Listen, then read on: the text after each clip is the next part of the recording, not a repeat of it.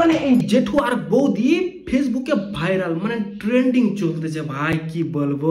মানে এই জেঠু হচ্ছে মালদার একটু পার্টি, ঠিক আছে, মানিটানি একটু বেশি আছে, কচি মামনিকে পটিয়ে নিয়েছে, তারপরে আবার বিয়েও করে নিচ্ছে, তারপরে আবার জামাই ষষ্ঠীও করে নিল ভাই। আমার মতো বয়সের ছেলে মেয়েরা পড়াশোনা করছে, বাল ছিঁড়তেছে, আর এই কচি মামনিদেরকে ধরে নিয়ে চলে যাচ্ছে এই জেঠুরা। টাকা থাকলেই সব হয়।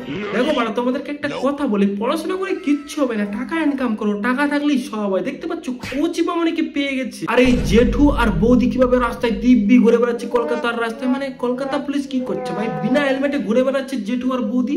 মানে এটা কি ভাই, কলকাতা পুলিশ কি ঘুমাচ্ছে নাকি? আর এদিকে আমরা রাস্তায় অলিতে গলিতে মানে একটু বেরোলেই সালা আমাদের পুলিশ ধরে নিচ্ছে। হ্যাঁ, কিছু করার নেই, এটাই বাস্তব।